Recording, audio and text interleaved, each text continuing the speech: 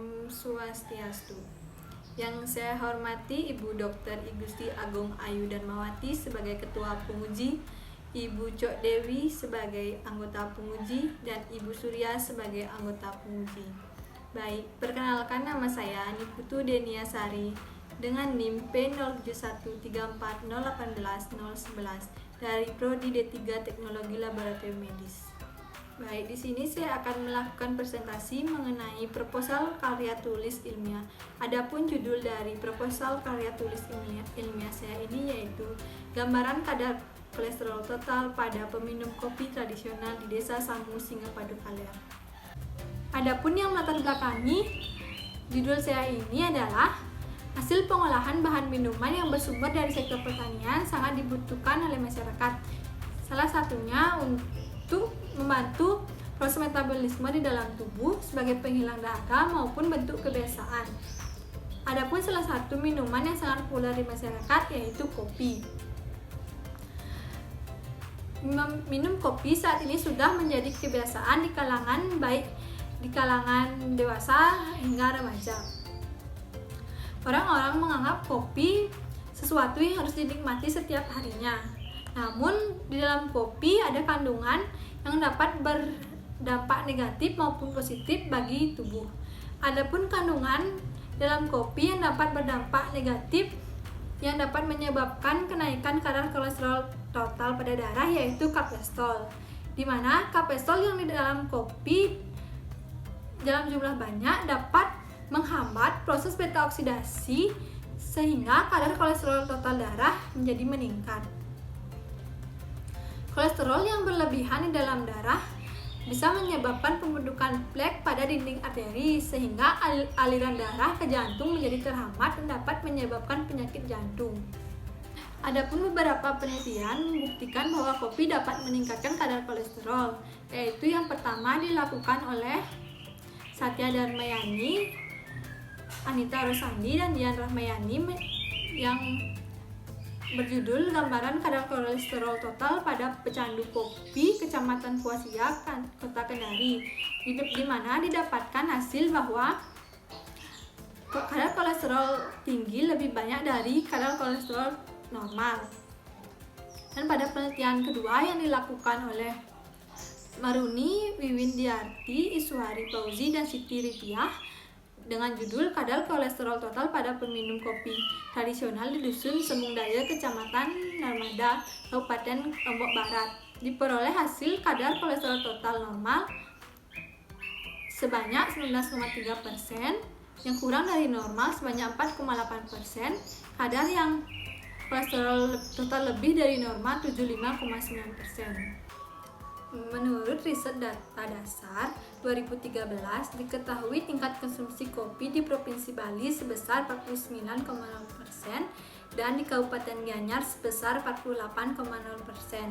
Di mana penelitian yang saya lakukan ini di Desa Samu Singapadu Kaler yang merupakan desa yang terletak di Kabupaten Gianyar. Di Desa Samu Singapadu Kaler, sebagian besar masyarakat di sini memiliki kebiasaan minum kopi, di mana kopi sudah dianggap menjadi minuman pokok mereka. Bahkan, jika ada orang bertamu, pasti dihidangkan dengan kopi. Selain itu, sebagian besar masyarakat di sini bekerja sebagai buruh bangunan dan petani, di mana bekerja sebagai buruh bangunan dan petani sangat memerlukan tenaga yang besar. Masyarakat melakukan banyak cara untuk mengatasi rasa kantuk dan mudah lelah. Salah satu caranya yaitu dengan mengonsumsi kopi, di mana masyarakat di sini percaya jika mengonsumsi kopi dapat meningkatkan kebugaran. Namun, banyak masyarakat belum mengetahui bahwa kopi dapat meningkatkan kadar kolesterol dalam darah, sehingga saya tertarik untuk melakukan penelitian mengenai gambaran kadar kolesterol total pada peminum kopi tradisional di Desa Samu Singapadu Kaler. Adapun rumusan masalah dari penelitian saya ini yaitu mengenai bagaimana kadar kolesterol total pada peminum kopi di Desa Samu Singapadu Kaler. Adapun tujuan penelitian saya ini yaitu tujuan umumnya Tujuan umumnya untuk mengetahui bagaimana gambaran kadar kolesterol total pada peminum kopi tradisional di Desa Samu Singapadu Kaler secara umum. Dan tujuan khususnya yang pertama untuk mengetahui berapa rata-rata kadar kolesterol total pada peminum kopi. Yang kedua untuk mengetahui karakteristik peminum kopi meliputi usia, jenis kelamin, indeks massa tubuh, aktivitas fisik, dan banyaknya konsumsi kopi. Dan yang ketiga untuk mendeskripsikan kadar kolesterol total pada peminum kopi di Desa Samu Singapadu Kaler berdasarkan karakteristik. Adapun manfaat penelitian saya ini yaitu memberikan manfaat teoritisnya, memberikan pengetahuan kepada masyarakat khususnya peminum kopi, dan dapat digunakan sebagai data awal untuk bahan penyuluhan tentang kadar kolesterol total pada peminum kopi. Untuk manfaat praktisnya yaitu dapat digunakan oleh masyarakat khususnya peminum kopi di Desa Samu Singapadu Kaler agar rutin memeriksa kadar kolesterol total darah dan dapat mengurangi kebiasaan mengonsumsi kopi yang berlebihan sehingga meminimalisir terjadinya penyakit tidak menular seperti penyakit jantung dan stroke. Adapun tinjauan pustaka dari penelitian saya ini yaitu terdiri dari 3 subbab. Yang pertama tentang kopi. Pada subbab kopi saya menjelaskan mengenai pengertian kopi, taksonomi kopi, jenis kopi, kandungan kopi, dan dampak positif dan negatif kopi. Yang kedua subbab kolesterol, di mana saya menjelaskan tentang pengertian kolesterol, jenis-jenis kolesterol, metabolisme kolesterol, gangguan kesehatan akibat peningkatan kadar kolesterol. Dan subbab yang terakhir mengenai metode pemeriksaan kadar kolesterol darah.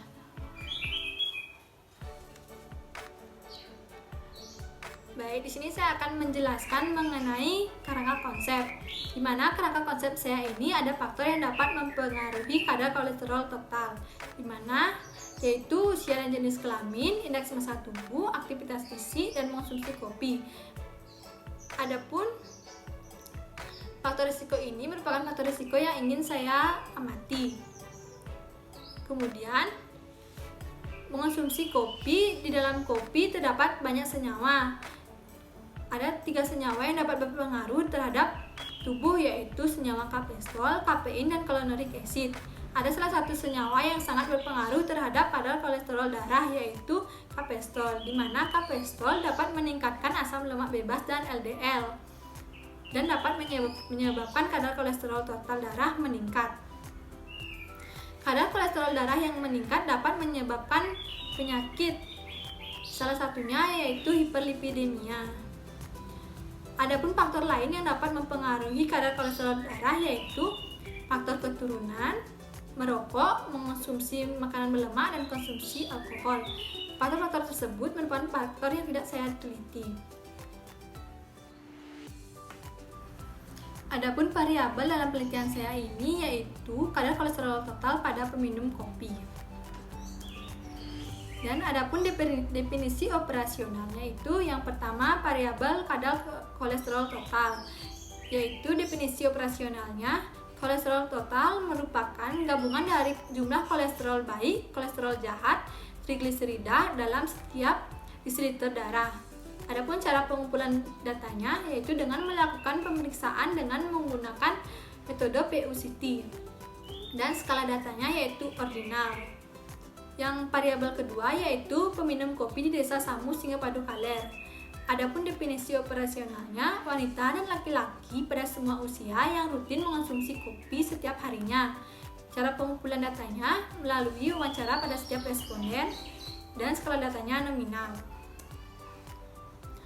Dan pada metode penelitian, adapun jenis penelitian yaitu jenis penelitian deskriptif, di mana jenis penelitian deskriptif merupakan penelitian yang menggambarkan atau mendeskripsikan suatu fenomena di masyarakat atau memotret masalah kesehatan pada sekelompok penduduk atau orang yang tinggal dalam komunitas tertentu. Dan adapun alur penelitian pada penelitian saya ini yaitu yang pertama, sampel yang saya gunakan yaitu 32 responden. Kemudian dicari karakteristik yang meliputi usia, jenis kelamin, indeks massa tubuh, aktivitas fisik, dan banyaknya konsumsi kopi. Data tersebut saya peroleh dari hasil wawancara. Kemudian diambil sampel darah kapiler, kemudian dilakukan pemeriksaan menggunakan alat PO-CT. Kemudian dicatat hasil yang diperoleh dan dimasukkan ke dalam tabel. Kemudian dilakukan analisis data.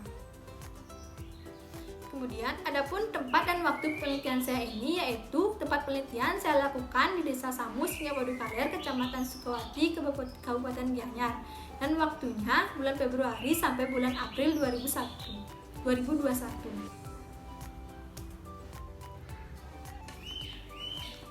Baik, populasi dan sampel. Di mana populasi ini didapatkan dari semua orang yang rutin mengonsumsi kopi di Desa Samus, Padu Kaler. Saya dapatkan sebanyak 120 orang. Adapun kriteria sampel yang ingin saya peroleh yaitu yang pertama, laki-laki dan perempuan pada semua usia yang rutin mengonsumsi kopi setiap harinya. Yang kedua, jenis kopi yang diminum yaitu kopi murni tradisional Bali. Dan yang ketiga, bersedia menjadi responden. Dan adapun jumlah dan besar sampel yang saya peroleh yaitu jumlah besar sampel diperoleh dari hasil rumus Lopin, didapatkan sebanyak 32 orang responden. Dan adapun teknik sampling yang ingin saya gunakan yaitu purposive sampling, dikarenakan penelitian saya ini didasarkan oleh pertimbangan yang dibuat oleh peneliti. Selanjutnya ada jenis, teknik, dan instrumen pengumpulan data. Di mana jenis data yang saya kumpulkan yaitu data primer dan sekunder. Adapun teknik pengumpulan datanya melalui wawancara dan pemeriksaan kadar kolesterol total menggunakan alat PO-CT. Dan instrumen pengumpulan datanya ada lembar persetujuan, lembar wawancara, alat dokumentasi, alat tulis, dan alat untuk pemeriksaan kadar kolesterol total yaitu alat PO-CT dengan merek Esitous. Dan adapun alat bahan dan prosedur kerja yang akan saya lakukan pada penelitian ini. Yang pertama, alat bahan yang digunakan yaitu alat untuk melakukan pengukuran kadar kolesterol total atau alat PO-CT, kemudian autoclick, strip kolesterol, dan lancet. Kemudian adapun bahannya yaitu sampel darah kapiler, handscoon, masker, kapas alkohol 70%, dan kapas kering. Adapun prosedur kerja dalam penelitian saya ini yaitu yang pertama, identifikasi pasien, yang kedua, pengambilan darah kapiler, yang ketiga, pemeriksaan kolesterol total dengan alat PO-CT. Dan selanjutnya ada pengolahan dan analisis data. Adapun pengolahan data yang saya lakukan yaitu data dalam penelitian ini dicatat, dikumpulkan, dan diolah dalam bantuan komputer dan disajikan dalam bentuk tabel dan narasi. Kemudian analisis datanya data penelitian selanjutnya dibandingkan dengan nilai rujukan dan teori-teori yang terkait dalam penelitian. Kemudian adapun etika penelitian yaitu prosedur pengajuan etika penelitian dan kode etik penelitian. Baik, adapun lampiran-lampiran yang berisi pada proposal karya tulis ilmiah ini yaitu lampiran jadwal penelitian, informan consent, rencana anggaran biaya penelitian, form pertanyaan wawancara, dan tabulasi data penelitian. Baik, sekian presentasi mengenai proposal karya tulis ilmiah saya ini.